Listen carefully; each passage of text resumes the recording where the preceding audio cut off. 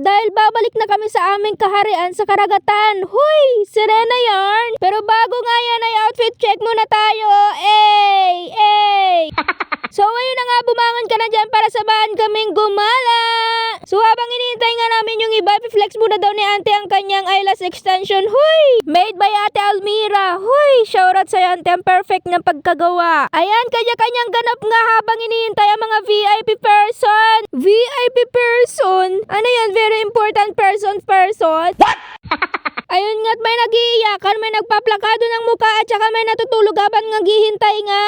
Ito namang si Mother Earth ay nagsisimula na nga mairita dahil tanghali na nga daw. Alas 10 na nga ng umaga yon, merienda time na, kaya yung mga iba ay nag-ice cream muna. Ginagawa mo. Ilang million years pa nga ang lumipas ay sa wakas lumarga na din kami. Ayan na nga't nilalagay na nga sa sasakyan yung mga baon namin. Habang itong dalawang to ay ayaw paawat, nag-noodles pa nga. Sige, paglaban mo sa Meng.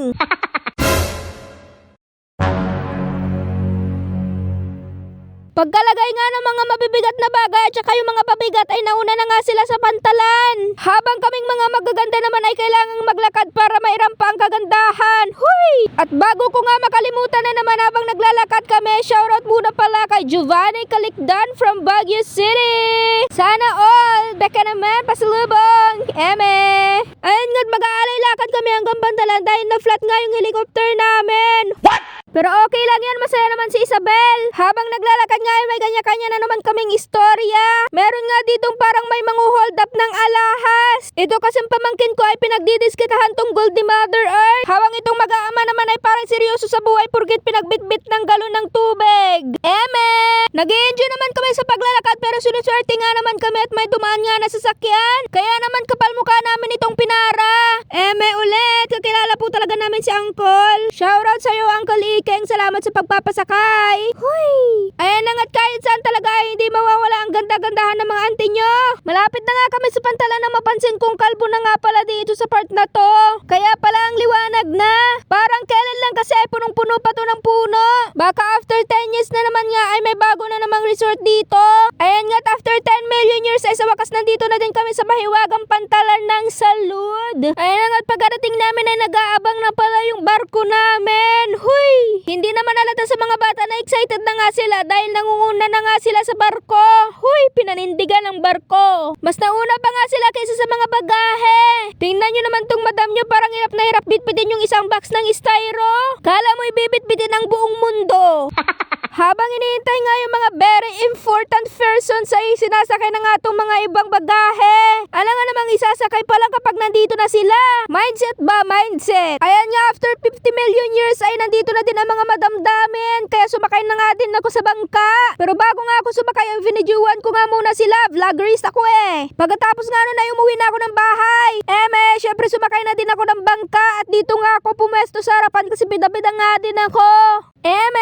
Huy, introvert kaya to. Introvert. Ayan nga't feel na feel kong umikot dito sa harapan ng bangka. Buti na lang wala naman siguro nag-wish yung mga pinsan ko na mahulog ako kaya hindi nga ako nahulog. Ayan na, nagsimula na nga maglayag ang ating barko patungo sa mahiwagang paraiso. Huy! So yun nga, bang naglalayag nakita namin tong bangka ni Flash. Sa dami naman ang nangyari bago kami makaalis ay inantok na nga tong isang bata din eh. My goodness, nakaalis na nga kami at lahat-lahat ay hindi ko pa pala nasasabi sa inyo kung saan nga kami pupunta. So ayun na nga, pupunta kami sa one of the best tourist spot ng Bulinaw, Pangasinan sa Silaki Island. Actually, may daanan naman sa ibabaw pero magdadaan pa rin ng bangka para makalipat sa kabilang isla. May bangka din naman yung mga tito namin kaya dito na lang kami dumaan sa dagat at inikot na nga lang tong Santiago Island. Kaya ayan nga't madadaanan natin ang seaport ng isla pati na din ng bayan namin. Pagkalagpas nga sa magkabila ang seaport ay nasa bandang gitna na nga tayo kung saan nasa tapat nga ng beach ng Lucero. Madadaanan nga din natin dito yung pantalan nila.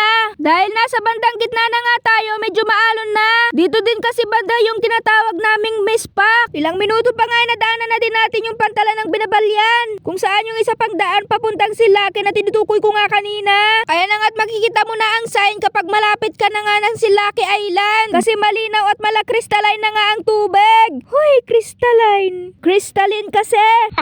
Best feature nga yun ng Silaki Island. Nang makarating nga ay halos punuan na nga yung dalawang floating cottage. Dito nga kami dumiretso sa isa kung saan medyo malawak pa nga ang space. Meron nga palang bayad ang cottage na to na nagkakahalaga lang naman ng 200 pesos plus. Maganda nga ang cottage na to dahil may CR na nga din kung sakali mang gusto mo mag-change outfit. Hindi nga talaga excited yung mga bata kasi pagkasalta pa lang sa floating cottage ay tumalon na nga sila ng dagat. Pati nga ako ay naaakit na nga ding mag-dive. Kaso naalala ko isa pala akong sirenang hindi marunong lumangoy. Kaya naman sinaluhan ko na lang si auntie kumain ng bibingka. Mahigit 30 minutos nga naman kasi yung biyahe namin sa dagat. Tapos saktong lunchtime pa. Kaya naman yung mga patay gutom na katulad ko ay kumakain-kain na nga din. Habang yung iba nga ay nagsipicturan muna. Muna kayo sa mga nonchalant person natin. Nakatabi ang OA. Featuring din sa model ng bibingkang sinawsawan ng buhok ni Isabel. Katawar! Ayan, syempre hindi papatalong auntie nyo sa ganda-gandahan. Kaya habang busy ang sangkatauhan sa kanilang buhay-buhay, outfit check muna tayo.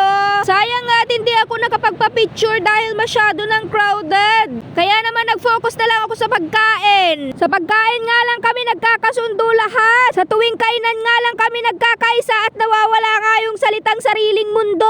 Pagkatapos nga ng kainan ay hindi na nagpaawat ang mga auntie nyo. At nagsi-dive na nga. Hindi talaga nawawala ang mga antukin sa outing Ang random nitong video ko parang ako. Ayan nga at halos nagsidive na nga silang lahat maliban nga sa akin. Na nakatayo pa rin dito sa gilid habang naiinggit at natatakot. Pero after 3 seconds nga lang ay nagsiahon na nga sila.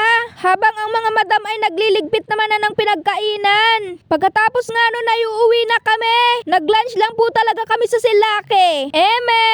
Lumipat lang po talaga kami ng cottage dahil nakita naming umuwi na po yung nauna sa amin kanina dito. Ayan nga't may makikita din po kayong mga kayaks dyan na pinaparentahan nila. Kung gusto nyo nga mag-kayaking. Itong pangalawang cottage nga namin ay libre po pala. Kaya naman punuan pala kanina. Mas halatang ang malinaw ang tubig dito dahil hindi nga madamo. Kaya naman nakakaakit talagang mag-dive. Kaya kahit hindi ako marunong ay dinive ko na nga. Hindi nga lang nakita sa video kasi baka ma-discover.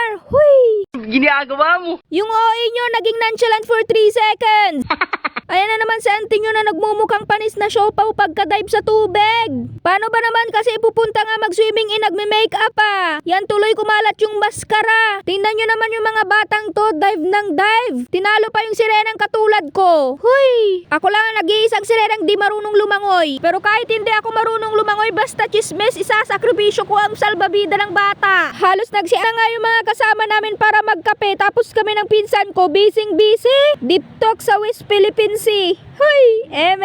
Pagkatapos nga ng masinsinang usapan sa gitna ng karagatan, huy! Karagatan! Kauehan! Ayun na nga tumahon na nga ako dahil nilalamig na ang auntie nyo. Bigla din kasing nag-mood swing tong panahon. Parang ako bigla-bigla na lang nag-iiba ang mood. Huy!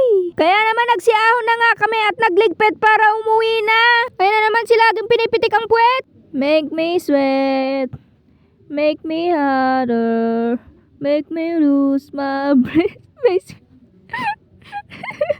Ayan na nga yung sinasabi ko, kumanta pa kasi ako yan tuloy mas sumaba pa ang panahon. What? Medyo dumidilim na nga at humahangin pa. Kaya naman nagmadali na nga silang sumakay ng bangka. Pero bumagyo na nga't lahat-lahat kailangan pa rin namin mag-freshness check. Umalis na fresh, dapat uuwing fresh. Huy! Pero ayan nagpaawat nga din kami dahil wala nang tigil sa pagsama yung panahon. Kaya naman kinuha na nga yung barko sa parking lot para paliparin. What? Nakaka-enjoy pero sobrang nakakapagod nga ang outing na to. Kaya habang nasa flight kami ay nagsitulugan nga ang mga person. Pati nga ako ay nakatulog pero hindi nga lang kita sa video. Syempre alangan na mabidyuhan ko yung sarili ko habang natutulog. Habang nasa kalagitnaan nga kami ng paglalakbay. Huy, paglalakbay. Sumadsad nga ang aming mahiwagang barko. Kapag gantong hapon na kasi ay bumababa na ang tubig. Kaya naman pumunta pa kami sa medyo malalim na part. Mababaw ka dito. Yan muna. Thank you, Balon. Kama! Ano mo marunong ka?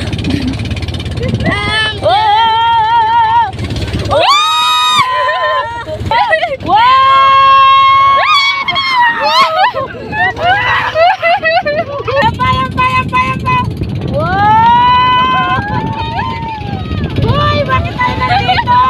Hindi nga piling pa ganun.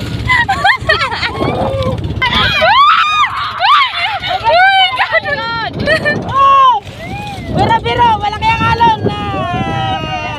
Mama ko! Oh my God!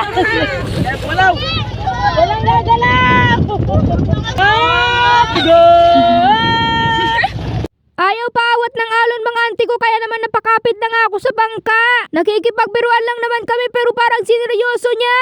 Kaya naman nagsitago kami para hindi tumawagtong mahiwagang barko namin. Sa awa ng Diyos ay ligtas naman kami. Pagkalagpas nga sa mga alon ay nandito na nga kami sa West Philippine Sea para hanapin si Alice Wonderland. Ay iba pala yon. After 1 seconds nga ay sa wakas nandito na din kami sa pantalan namin. Kitang-kita pala dito yung kalbong part ng pantalan. Sa totoo lang, as a nature lover, nababother talaga ako kapag nakakakita ako ng kalbong isla o ng bundok. Pero wala akong magagawa dahil hindi yun sa akin. Dito na nga kami dumaan sa pakat para dire-diretso na dahil dito din naman ipapark tong mahiwagang barko namin. Hoy! Tingnan nyo nga itong iksinadora ng taon. Biglang naging model ng basket. Hoy! Denyo Carey! Nag-run away sa bakawan. Habang naglalakad naman paakyat baba tong tita namin, napapaisip na siya kung bakit umuwi pa siya ng Pinas. Nagpa-flashback lang daw yung memory niya dito nung kabataan pa niya. Nung mga time nga na madami pang shells at mga isda na nakukuha dito.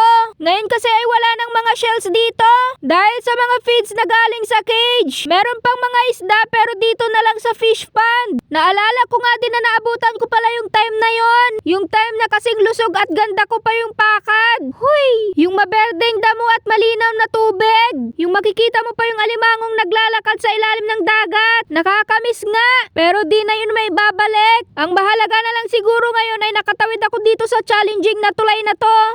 Pagkalagpas nga ng tulay ay may nakita pa kaming isang nakakamiss. Itong puno nga ng aratilis. Kaso wala na palang hinog na bunga. Habang pakyat nga ay nagpa-video tong tita ko. Gusto niya nga daw makita yung before and after kung paano siya maglakad kanina at ngayong pauwi na siya. Habang pakyat nga kami ay kwento niya pa rin yung mga nakaraan. Yung mga old memories ba? Out of nowhere nga ay nag-switch yung topic sa pera. Bigla niya kasing naisip na ipaputulan tong mga puno dito. Tapos ipatrim nga daw yung mga damo. Nag-volunteer nga kami na yung gumawa pero dapat may sweldo. Kaso tumanggi siya kasi baka daw ganito ako magwalis.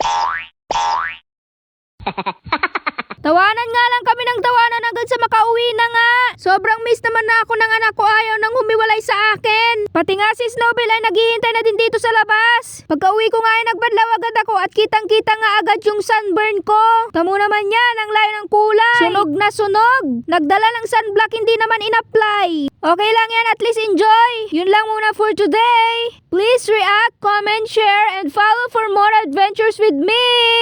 Bye! Bye, bye, bye! Mwah!